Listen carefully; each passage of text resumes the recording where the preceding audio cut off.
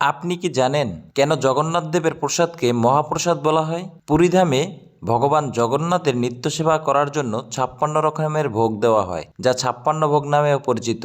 এই 56 ভোগ তৈরির পরে প্রথমে এটা ভগবান জগন্নাথ, বলরাম ও সুভদ্রাকে নিবেদন করা হয়। তারপর মাতা বিমলা দেবীর কাছে নিবেদন করা হয়। উভয় মন্দিরে নিবেদন করার পর এটি মহাপ্রসাদে পরিণত হয়। এই মহাপ্রসাদ দুই ধরনের হয়: শঙ্কর মহাপ্রসাদ অর্থাৎ ভাত, ডাল ও শাকসবজি, এবং শুকিলা মহাপ্রসাদ, যা শুকনো মিষ্টি। এই মহাপ্রসাদ রান্নার বিশেষ রীতি আছে।